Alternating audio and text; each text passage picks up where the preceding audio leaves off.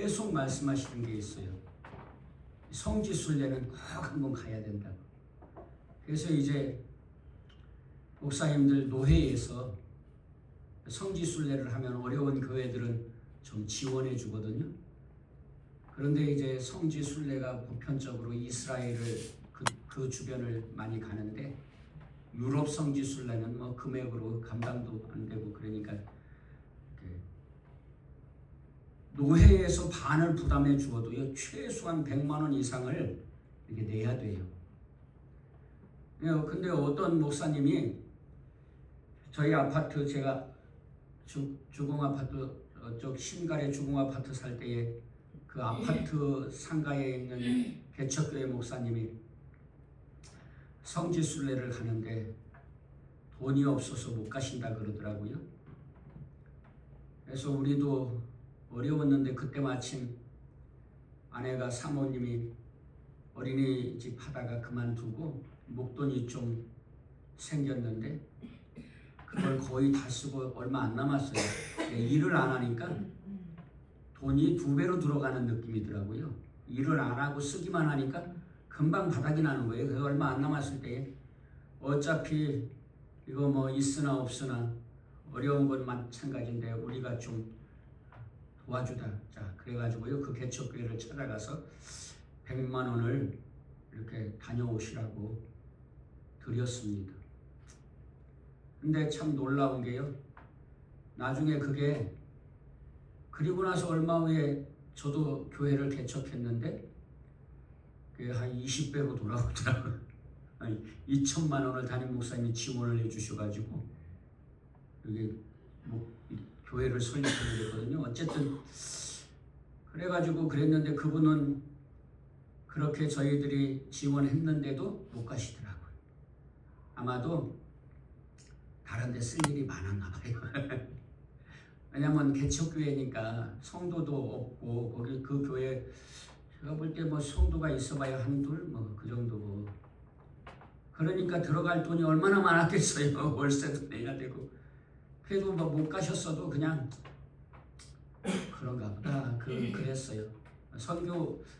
성지순례 가라고 했는데 100만 원 내고 가라는데 그것도 낼 수가 없어가지고 못 가시더라고요. 결국은요. 저도 그렇습니다. 저는 뭐 굳이 뭐 성지순례 그 필요성을 못 느꼈거든요. 사실은요.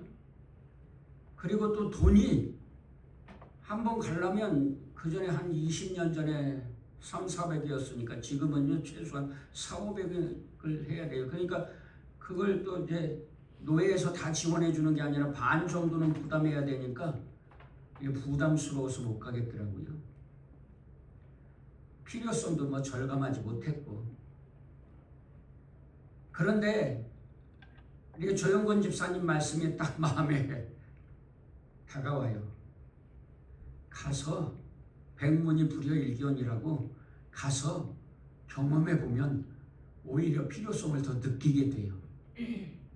그래서 저는요 우리 충만한 교회 성도님들이 성지순례도 성지순례지만 단기 선교 갈 때에 한 분이라도 더 함께 참여하면 은혜가 되고 복이 될 수 있겠다 그렇게 생각이 됩니다. 다음에 사실은요 우리 조영근 집사님이 이번에 안 가시려고 그랬는데 저도 안 가려고 했어요. 힘들었어. 경제적으로도 힘들 뿐만 아니라 육체적으로 이제 체력이 감당이 안 되는 거예요. 나이 얼마 먹지도 않았는데도. 그래서 뇌경색도 생기고 당뇨도 있고 하니까요.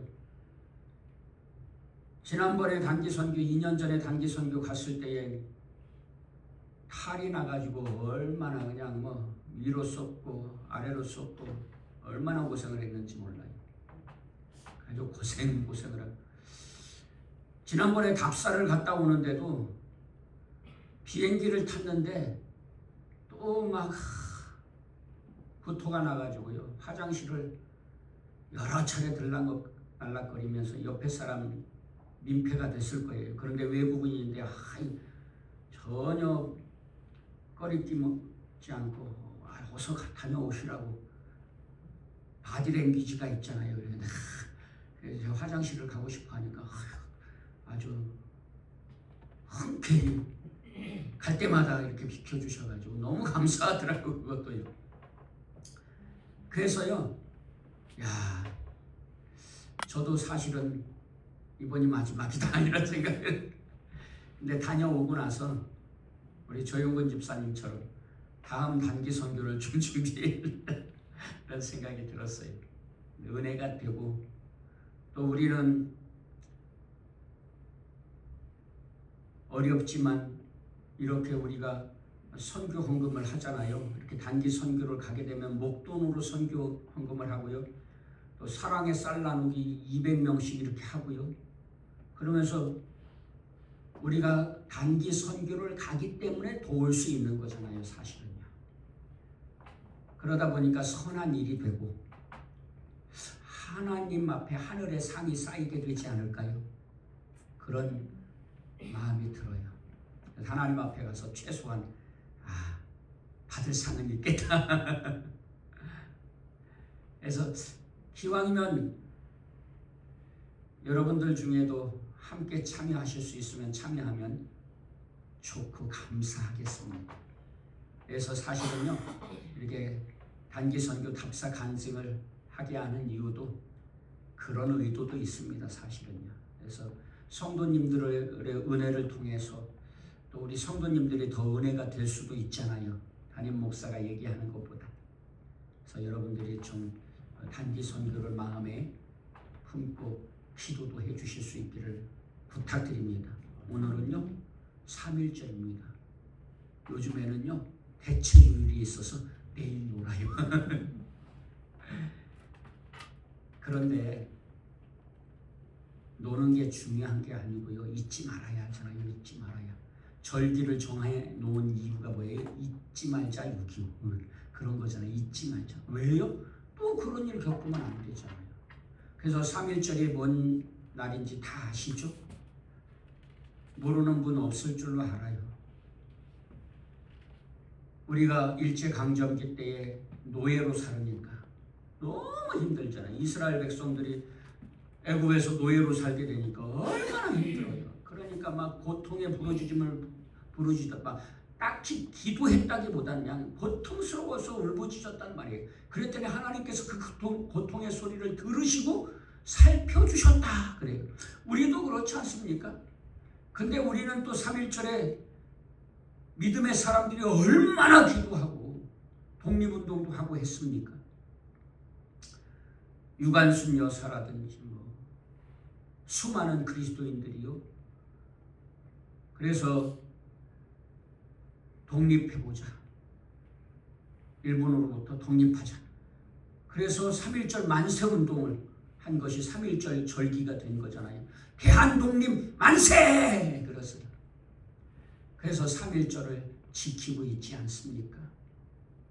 그런데 여러분, 오늘 우리가 그런 과거를 잊으면 안 됩니다. 왜냐하면요, 우리는요 정말 어려운 처지에 있는 거잖아요. 어제는 사모님이 유튜브 보다가 한 유튜브 장면을 보여주는데 제주도에서 중국인들이 불법 시위를요 그냥 떼거리로 노래를 부르면서 하고 있더라고요. 중국 사람들이. 그러니까 중국에서 제주도는 뭐 이미 중국 사람들 땅이나 마찬가지라고 어떤 분은 그러더라고요. 막 제주도 땅이요 중국 사람들이 하도 쌀가지고 제주도 땅이 한국 땅인지 중국 땅인지 모를 지경이 됐다고 하지 않습니까? 여러분, 중국뿐입니까? 일본도 그렇고 미국도 그렇고 뭐 북한도 사실 한 민족이라고 하지만요, 형제라고 하지만요, 북한도 공산주의가 돼가지고요 한국을 못 잡아먹어서 안달이잖아요. 이런 처지에 있는데 과거를 잊어버리면 어떻게 되겠습니까? 오늘날 그래서 무슨 뭐 사회주의가 진리인 양 이렇게 말하는 사람들, 저는 답답하다고 개인적으로 답답함을 느껴요. 왜냐면요, 여러분 남북으로 분단된 이유 중에 하나가 뭐예요? 저 공산주의자들이요, 이 남한도 공산화 시키고자 이렇게 막 쳐들어와서 6.25 전쟁도 일으키고요. 그리고 뭐 우리 다 아시다시피 북한을 찬양하는 사람도 북한에 가서 살려면 또 안 살잖아요. 또 북한에 가서 살라 그러면 또 북한에 안 가. 가기 싫어해. 왜? 그 삶이 좋은 게 아니니까요. 그런 거 다 아는 거 아닙니까? 뻔히. 얼마 전에 신의 악단이라는 영화가요. 야, 이것도 주님의 은혜인 것 같아요. 종교 영화, 기독교 영화가요. 100만을 넘은 경우가 이게 없잖아요. 120만? 130만? 이렇게. 그래서요, 종교 영화로 수익을 창출했대요. 관객 수가 많아가지고요. 손익분기점이 100만 명인데 100만 명으로 훨씬 넘어서 그냥 역주행했다. 입소문이 나가지고 영화가 잘 돼가지고요. 저는 그것도 하나님의 은혜라고 생각해요. 우리에게 하나님의 살아계신 것을 보여주시고 북한의 실상도요. 어떤 것이 종교 자유 있다고 하지만 종교 자유 없잖아요. 예수님 믿는다고 다 죽이는 나라, 이런 나라가 뭐 좋은 나라입니까? 사실은요. 베트남에 갔는데 베트남도 마찬가지입니다. 교회는요, 조영건 집사님도 말했다시피 우리 교회보다 훨씬 100배 좋아요. 사실 규모도 그렇고요, 시설도 그렇고. 그게 왜 그러냐면요, 프랑스 식민지 시대에 프랑스가 기독교 국가여서요, 이렇게 기독교가 전해지고 기독교가 번성했던 거예요. 그게 남아있어서 좋은데 공산주의가 되니까 자유롭게 믿을 수가 없어요. 전도할 수가 없어요. 그러니까 교회가 약화될 수밖에 없는 거예요. 그래서 경제적으로는요, 우리보다 훨씬 어려운 거예요. 그런 교회들, 베트남의 그런 교회들 담임 목사님 사례비도 변변히 받지 못하고 그렇게 생활하면서요, 목사님들이 이렇게 막 복음을 위해서 그렇게 애쓰고 힘쓰고 있잖아요. 그런 것처럼요, 우리도 과거를 잊어버리면 안 되는 거 아닙니까? 또 그런 일 겪으면 이건 참 어리석어도 그렇게 어리석은 것이 아닐 수 없잖아요. 그래서 여러분, 3.1전이니 6.25니 이런 절기를 정해놓은 이유가 잊지 말자고 하는 거잖아요. 그런 과거를. 과거에 얽매여서 살면 안 되지만요, 그렇다고 과거를 잊어버리면 또 그런 전철을 받게 돼요. 인간은 그런데 그러면서도 잊어버리고 또 전철을 받게 된다. 오늘 우리의 현실이 딱 그렇잖아요.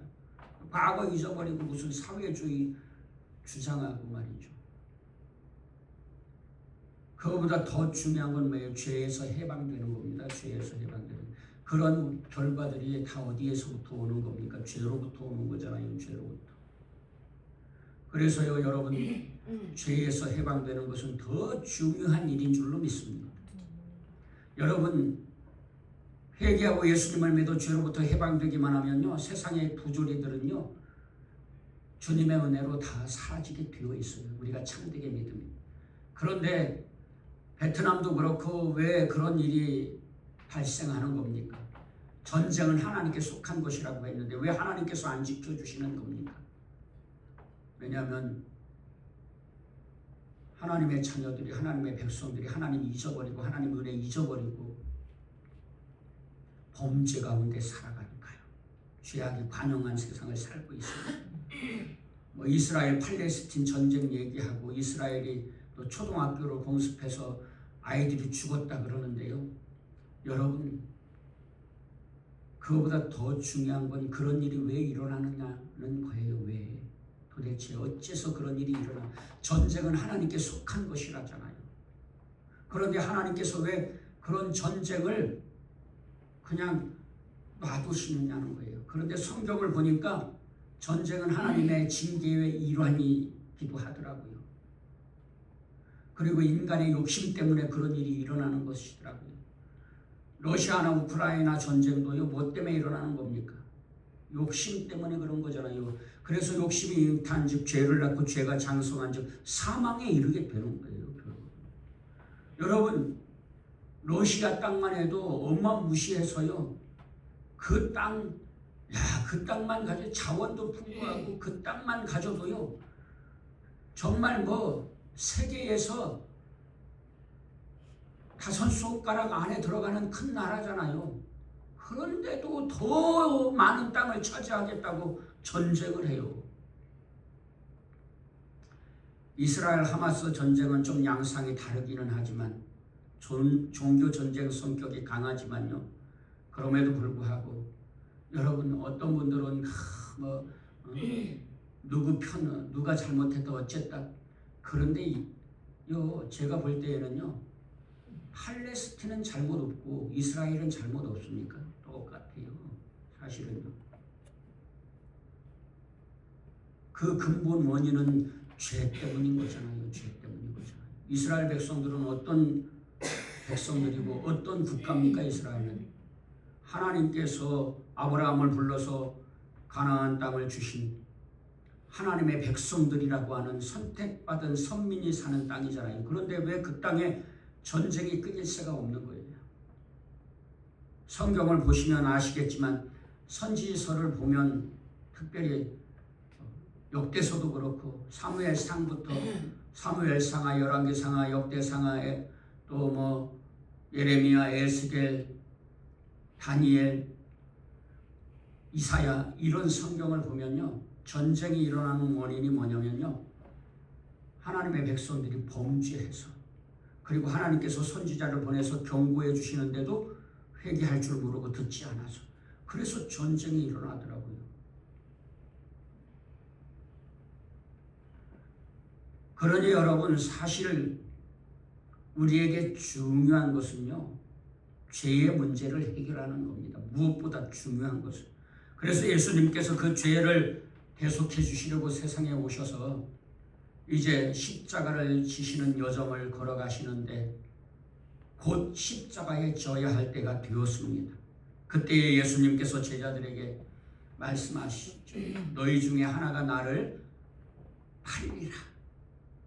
그리고 제자들이 나는 아니지요 하면서 하다가 유다의 차례가 왔을 때에 나는 아니지요. 그럴 때에 유다에게 간접적으로 나와 함께 그릇에 손을 넣는 자다. 그러면서 유다에게 경고해 주시잖아요. 너야 너. 이렇게 말씀만 안 하셨지. 그런 말씀이잖아요. 네가 나를 팔 거야. 그런데 그렇게 경고해 주신 이유가 뭐예요? 유다에게 기회를 주시는 거잖아요. 여러분 오늘 저와 여러분들에게도 기회를 주고 계신 것입니다. 그런데 우리가 기회를 차버리고요. 우리는 하나님께서 주신 기회를 차버리고 뭐라고 말하냐면 하나님 원망하고 탓해요. 응? 어떻게 그럴 수 있어요? 이렇게 말해요. 하나님께서 기회를 충분히 주셨잖아요. 그리고 이어서 베드로의 부인을 말씀하세요. 여기 가자. 꼭 여가지고. 너무 심각하니까 좀 웃으라고. 그러면서 너희가 다 나를 버리리라. 누가요? 다 12제자들이 다 나를 버릴 거야. 한 사람도 예외 없어요. 소돔과 고모라에 의인이 몇 명이나 있었죠? 소돔과 고모라가 하나님의 불심판으로 망했어요. 그때의 소돔과 고모라에 의인이 몇 명이나 있었습니까? 아브라함이 그러잖아요. 50명만 40명만 있으면 30명만 있으면 그래서 10명만 있으면 그리고 멈춰요. 그런데 소돔과 고모라에 의인이 몇 명이나 있었죠? 하나도 없었어요. 그러면 구원받은 롯은요? 성경에 보니까 아브라함 때문에 구원해 주셨대요. 그리고 롯과 두 딸이 구원받았는데 결국 어떻게 돼요? 정신 못 차리고 딸들이 또 아버지 술 먹여가지고 이상한 짓 해서 영원히 저주받는 백성이 되고 말아요. 하나님께서 성경에 보니까 롯의 두 딸을 통해서 나온 후손은요, 하나님의 회중에 영원히 들어오지 못한대요. 이런 어마어마한 엄청난 저주를 받아요. 죄로 망했는데 또 정신 못 차리고 죄를 짓고 하나님 믿는 게 아니라요. 그래가지고요, 하나도 없어. 그래서 성경은 이렇게 말씀하세요. 의인은 없나니 하나도 없다. 아무도 구원받을 자가 없는 거예요. 우리가 구원받은 것은요, 전적으로 하나님의 은혜인 줄로 믿습니다. 무조건적인 하나님의 선택. 아멘. 근데 우리는 또 선택받았는데도 또 선택받은 자가 이렇게 말해요. 왜 우리만 선택해 주시는 거예요? 저 사람들은 왜 선택 안 해 주시는 거예요? 하나님께 따져요. 참 바보 아닙니까? 내가 선택받고 구원받은 것을 감사해도 부족할 판에 왜 저 사람은 선택 안 해주세요? 그리고 따진다니까요. 여러분, 그러면 나는 선택 안 하고 저 사람 선택해 주셨으면요. 그래서 우리가요, 바울 사도의 이런 마음, 저는 좀 본받을 필요가 있다고 생각해요. 바울 사도는요, 그렇게 주님께 따지는 게 아니라 죽어가는 영혼을 위해서 자기를 내어줄지라도, 자기가 구원 못 받아도 저 죽어가는 영혼, 심판받을 영혼들 자기를 통해서 구원받으면 감사하겠다고 해요. 바울 사도는 주님께 따지는 것이 아니라 정말 주님의 마음으로 죽어가는 영혼들을 불쌍히 여기는 것이죠. 오늘 저와 여러분들도요, 주님께 따지기보다는요, 그런 마음 품을 수 있기를 주 예수님의 이름으로 축원합니다. 죽어가는 영혼 불쌍히 여기고 그 영혼을 구원하기 위해서 복음 전하는 저와 여러분들 되시기를 주 예수 그리스도의 이름으로 간절히 축원합니다. 그래가지고요, 아무도 없어. 12제자 중에 글쎄 부인 안 하는, 배신 안 하는 사람이 하나도 없어요. 무엇을 보여주는 거예요? 사람의 힘으로, 능력으로, 지혜로 구원받을 수 없다는 것을 보여주는 거예요. 여러분, 오늘 저와 여러분들도 마찬가지입니다. 그러자 베드로가 이렇게 말해요. 주님, 그렇지 않습니다. 선생님, 나는 절대 아닙니다. 내가 주님과 함께 죽겠습니다. 아주 자신만만하게, 자신감에 차서 이렇게 막 확신 있게 말해요. 그때에 주님이 뭐라 하세요? 네가 다 울기 전에 나를 3번 부인하리라. 베드로는 그래도 아니라고 생각했을 거예요. 그리고 그 베드로의 고백은요, 거짓은 아니었을 거라고 생각이 돼요. 진실한 마음이었을 거라고 생각이 돼요. 그런데 여러분, 우리가 오늘 신앙 고백을 해요. 저는요, 확실히 믿습니다. 믿음으로 살겠습니다. 그런데요, 우리의 확신 믿을 수 있습니까? 그 믿음을요, 우리 힘으로 못 지킵니다. 옛날에 샘물교회라는 교회에서 선교를 갔는데 전도사님이 성도를 데리고 저 팔레스틴 지역에 선교를 갔는데요, 붙잡혀가지고 납치당해가지고요 죽었잖아요. 근데 저는 그 전도사님이 그런 확신이 없었다고 생각지 않아. 자기는 부인 안 할 거라고 생각했으리라고 생각이 돼요. 그런데요, 붙잡혀가지고 고문당하고 위협당하니까 예수님을 부인하잖아요. 그런 영상이 세계에 다 보여졌잖아요. 여러분, 말은 쉽죠. 어떤 분들은 일제강점기에 왜 일본 사람들한테 협력했냐 그러는데 누군들 안 그렇겠습니까? 솔직한 이야기로. 여러분들 같으면 안 그러실 자신이 있으세요? 그거예요. 닥쳐봐야 아는 거예요. 환난을 당해봐야 아는 거예요. 당하면요, 감당이 안 된다니까요. 고문을 당해. 제가 군대에서요, 고문 아닌 고문을 당했거든요. 두드려 맞고 허벅지를요, 지금 생각해도 이해가 돼요. 그놈의 자식은 왜 그렇게 괴롭힌 거야? 허벅지를 꼬집어가지고 허벅지가 전체가 멍이 시퍼렇게 들었다니까요. 아우, 징글징글하다 생각하면. 근데 그걸요 또 중대장한테 들켰네. 신체 검사하다가 왜 그랬어? 넘어져서 그랬어요. 중대장도 다 괴롭힌다는 걸 아는데요, 안 따져요. 그건 그냥 넘어가요. 이게 군대였어요, 저희 시대. 지금은 뭐 많이 좋아졌다고 하지만 나름 또 어렵잖아요. 지금도 힘들다고 자살한다니까요. 왜냐하면 그 청년들에게는 지금의 고통이 있는 것이겠죠. 그래가지고 마음의 소원이 뭔 줄 아세요? 전쟁이 일어나라. 전쟁이 얼마나 무서운 줄 모르고 그때는 그런 생각을 했다니까요. 저 북한에서 전투기를 타고 남한에 귀순하려고 넘어왔는데 전쟁이 일어나나 보다 속으로요. 그 무서움을 모르고요. 좀 뭐라 그럴까요? 이렇게 표현해도 되려나? 좀 오히려 막 즐거움이 있었다고 해야 되나? 그 전쟁의 무서움을 모르고 나중에 알고 보니까 그게 얼마나 끔찍한 일인지. 그리고요 또 훈련이 정말 힘들어요. 빡세요.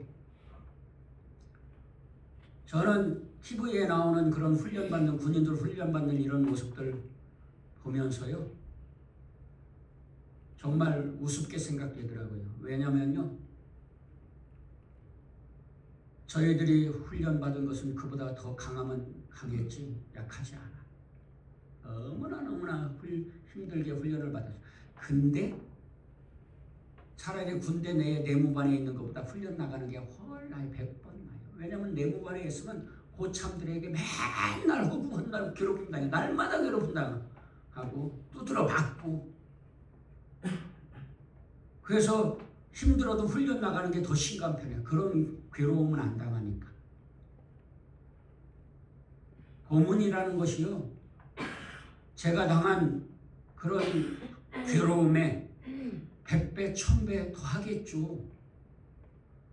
그러면 그런 일을 겪을 때에 여러분 같으면 예수님을 부인하지 않으시리란 보장이 있나요? 여러분 같으면 일제에 협력하지 않으리란 자신이 있으세요? 네, 그렇죠. 지금은 그렇다고 생각해요. 자신 있어. 나는 그러지 않을 거야. 절대로 안 그래. 내가 너 같은 줄 알아? 베드로도 그랬다니까요. 베드로도. 근데 막상 붙잡혀가지고요. 너도 예수님을 믿는 무리잖아. 예수님의 제자 중 하나잖아. 그러니까 아이 뭔 소리야. 처음에는 아니라고 부인하다가 두 번째는 내가 세 번째는 그러잖아요. 내가 예수님의 제자였으면 벼락 맞아 죽어. 그리고 저주하면서 부인했다 그러잖아요. 여러분 오늘 저와 여러분들이 확신을 가지고 있을 수 있어요. 절대로 믿음이 변치 않으리라. 사람의 그런 확신, 어떤 분은 그러더라고요. 나는 신실한 사람이라 절대 배신하지 않아. 그런 사람들이 배신하더라고요. 상황에 처하면요 어떻게 될지 사람은 모르는 거예요. 그래서 사랑하는 여러분, 우리가 늘 조심하고 주님 의지하고 말씀 붙잡고 살아야 할 줄로 믿습니다. 우리의 믿음은요 어떻게 될지 모르는 거예요. 위기를 만나봐야 하는 거예요. 그래서 많은 분들이 그런 말씀하잖아요. 참된 믿음은 환난을 겪어봐야 한다. 또 이런 말도 해요. 청년 때 믿음은요 결혼해봐야 한대. 실제로 그렇더라고요. 같이 신앙생활했던 청년이 얼마나 신실한지 결혼하면서요 자기가 퇴직금 받은 돈을요 다 건축헌금으로 헌금하고 결혼해서 그렇게 신실해. 새벽 예배며 금요 심야 기도하며 철야 기도며 그때요 지금은 뭐 심야 기도가 하지만 그때는 철야 기도했어요. 진짜로 막 저녁 9시 때쯤부터 모여가지고 기도하고 찬양하고 기도하고요. 새벽 예배 때까지 기도했다니까요. 그때는. 근데 그렇게 했던 분이 자매가 결혼을 딱 했어. 결혼을 하고 나서 들려오는 소식이 횟집 하면서 이렇게 또 술도 팔고 횟집 하면 술을 팔게 되잖아요. 술도 팔고 그러다가 보니까 교회도 안 나간다. 그런 얘기가 들리더라고요. 청년 때 믿으면 결혼해봐야 안 돼요.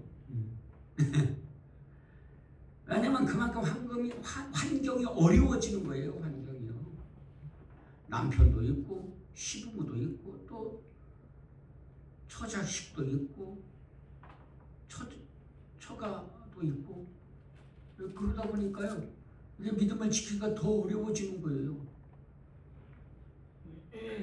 여러분 그래서 오늘 저와 여러분들에게 이렇게 유다에게 베드로에게 경고해 주시는 말씀을 들려주시는 이유는 뭡니까? 너 자신을 믿지 말고 주님을 믿고 의지하고 주의 말씀을 붙잡고 살으라고 하시는 말씀인 줄로 믿습니다. 우리는요. 그래서 바울 사도의 이런 저는 마음도 필요하다고 생각해요. 바울 사도는 그러잖아요. 날마다 나는 주님 앞에 나를 쳐서 복종시킨다. 그러면 왜 유다든 베드로든 그렇게 예수님을 배신하고 부인했습니까? 왜냐면요. 욕심 때문에 자기 욕심 때문에. 야고보서 1장 14절 15절에는요. 각 사람이 시험을 받는 것은 자기 욕심에 끌려 미혹됨이다. 이렇게 말해요. 욕심 때문에. 사람의 욕심 때문에. 또 야고보서 4장 1절로 3절에도 싸움 다툼은 어디로부터 오느냐? 싸우는 정욕으로부터. 다시 말하면 욕심으로부터 온다. 여러분 성경에 이렇게 말해요. 교회 안에 성도들이 분란이 일어나고 다툼이 일어나고 갈등이 빚어지잖아요. 그 이유가 뭐래요? 성경은 욕심 때문입니다. 자기 욕심 때문입니다. 이렇게 말씀하세요.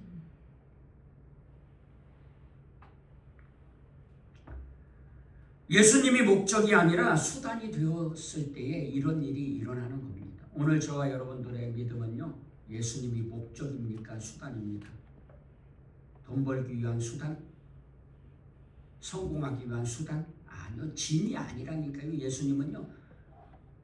마법주전자의 진이가 아니에요. 예수님은 저와 여러분들의 찬양과 경배 받으실 창조주이시고 우리의 주인이세요. 예수님이 우리의 종이 아니라 우리가 예수님의 종이고 예수님은 우리의 주인이세요. 그래서 이렇게 믿음을 고백한다 할 때 이렇게 고백하잖아요. 예수님은 나의 구주시오 주님이십니다. 마음으로 믿고 입으로 신해서 의롭게 되고 구원받는다. 이렇게 말씀하고 계신 것이잖아요. 여러분 예수님은 창조주시고 우리의 주인 되신 우리의 구주이신 줄, 구주, 우리를 구원하신 주인이시라는 거예요. 주님이신 줄로 믿습니다. 예수님 우리의 종 아닙니다. 우리의 수단 아니에요. 우리의 목적이죠. 우리가 사는 것은 돈 벌기 위해서, 믿음으로 사는 것은 돈 벌기 위해서, 명예를 얻기 위해서, 성공하기 위해서 아닙니다. 우리가 예수님을 믿고 예배드리는 이유는 뭐예요? 하나님께 영광과 찬양을 돌리기 위해서. 그래서 대소요리문답의 첫 번째에 이렇게 말씀하잖아요. 사람의 제일 되는 목적은 하나님을 영광 돌리고 하나님을 영원토록 즐거워하는 것이다. 하나님을 영화롭게 하고 영원토록 하나님을 즐거워하는 것이다. 하나님을 찬양하는 것이다. 그게 인간의 첫 번째 목적이다. 이렇게 말씀하시잖아요. 아멘? 아멘. 이렇게만 말하면 때로는 우리가 또 어리석어서 우리가 손해인 것처럼 여겨져. 그런데 주님은 이렇게 또 말씀하시잖아요. 너희가 먼저 하나님의 나라와 의를 구하면 이 모든 것, 너희에게 필요한 모든 것을 내가 채워주리라. 그래서 그렇게 참된 목적으로 하나님께 영광 돌리고 하나님을 찬양하며 살잖아요. 일용할 양식 걱정하지 않아도 된다니까요. 하나님께서 해결해 주세요. 두려워하고 염려하지 않아도 된다니까요. 왜냐하면 하나님께서 책임져 주시니까. 강하고 담대하라. 두려워하지 말고 놀라지 마라. 내가 너와 함께함이니라. 내가 너를 지키심이니라. 아멘. 믿으십니까? 믿으시기를 주 예수 이름으로 축원합니다. 그래서요, 유다도 베드로도 부인한 이유가 뭐냐면 욕심 때문에 그렇단 말이에요. 예수님을 잘 몰라서 그래요. 예수님은 어떤 분입니까? 예수님은요, 창조주시고 만왕의 왕이시고 만주의 주가 되신 분이신 줄로 믿습니다. 하나님의 아들 되시고 우리를 위해 십자가에 죽으시러 오신 주님이세요. 그래서 예수님이 오셨을 때에 사람들이 예수님을 왕으로 세우려고 했어요. 그런데 예수님은 이런 지하에 거절하세요. 나는 그런 정치적인 목적으로 온 것이 아니다. 그런데 왜 그래요? 예수님은 이미 왕이세요. 창조주이시고 만왕의 왕, 우주 만물의 왕이세요. 로마, 이스라엘 다 예수님의 거예요. 이미 왕이신데 뭘 또 다시 왕이 되래. 아멘? 문제는 뭐냐면 예수님이 왕이시지 않으셔서가 문제가 아니라 우리가 예수님을 안 믿는 게 문제인 거예요. 사랑하는 여러분, 그러므로 왕이신 예수님을 회개하고 믿어서 예수님을 세상 왕으로 세우려고 하지 말고 이미 왕이신 예수님을 믿어서 왕이신 예수님이 다스리시는 나라에 그런 하나님 나라의 복을 누리시기를 주 예수 그리스도의 이름으로 간절히 축원합니다. 예수님은요, 왕이 되시려고 오신 분이 아니에요. 왜 그렇습니까? 이미 왕이시라니까요. 예수님은 창조주이시고 만왕의 왕이세요. 우주 만물이 다 예수님 거예요. 하나님 거예요. 그런데 뭘 또 왕이 새삼스럽게 왕이 되래요. 권자에 앉으래. 이미 권자에 앉으셔 계십니다. 문제는 뭐예요? 우리가 그분을 인정하는 것이 문제인 것이죠. 인정을 안 하니까 문제가 되는 것이죠. 유다도 그런 인식이 없으니까 예수님을 왕으로 세우려다가 지 맘대로 안 되고 지 맘에 안 되니까 배신한 거잖아요. 여러분, 이것이 무엇 때문입니까? 죄의 결과 때문인 것이죠.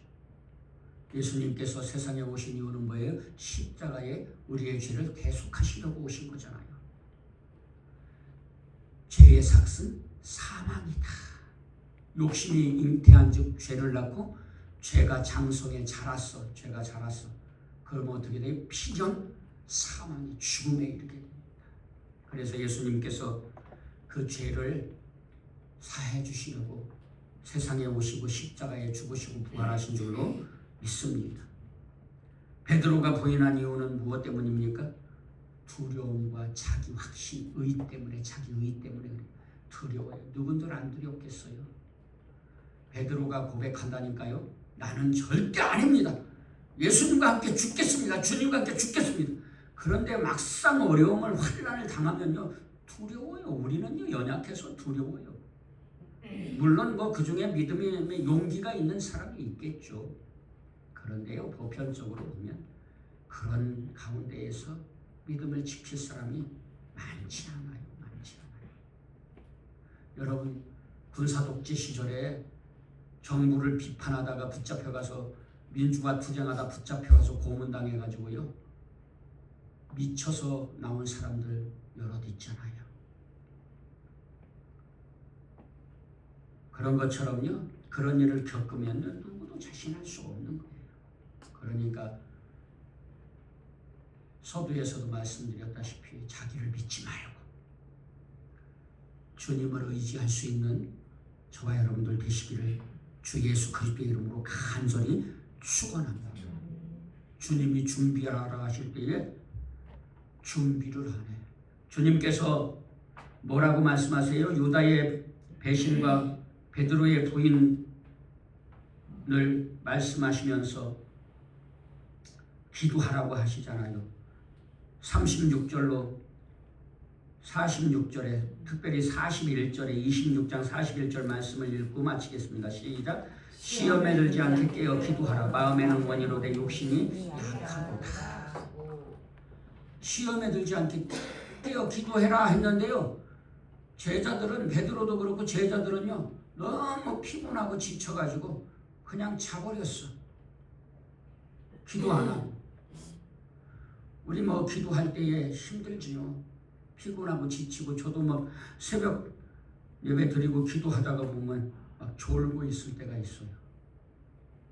그래도 여러분 푹 잠들지 마시고 깨어서 기도하실 수 있는 저와 여러분들 되시기를 주 예수 이름으로 축원합니다.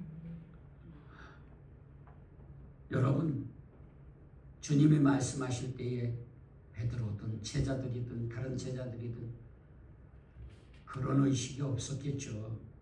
십자가에 죽을 거야 그런데 그게 뭔지 잘 모르겠죠. 에이 그냥 뭐 그런가 보다 그렇게 생각했겠죠.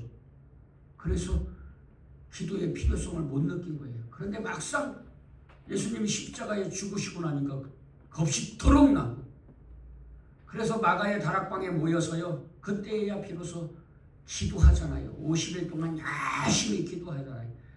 그때에 오순절날 성령님이 강림하셔서 그 12제자가요. 순교자의 믿음을 갖게 된 줄로 믿습니다. 우리의 믿음은요. 하나님의 선물이고 믿음에 믿음을 더하는 것도요. 성령님의 역사인 줄로 깨달으시고 믿으시기를 주 예수님의 이름으로 축원합니다. 사람의 힘은요. 지혜는요. 의지는요. 바닥하다니까요. 약하다니까요.